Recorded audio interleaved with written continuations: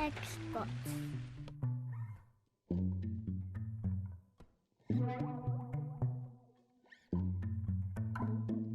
If you're looking for parts for this laptop, go to our website and use this coupon for a 5% off discount.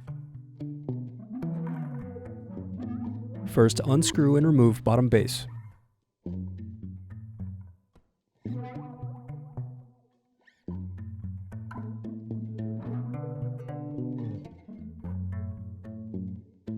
Then unplug battery connector. Now unscrew and remove battery. Now disconnect and remove speakers.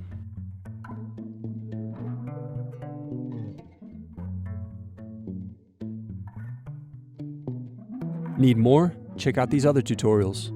For batteries, click here. For hard drives, click here. For wireless cards, click here. Thanks for watching. If you enjoyed this tutorial, give this video a like and subscribe to our YouTube channel.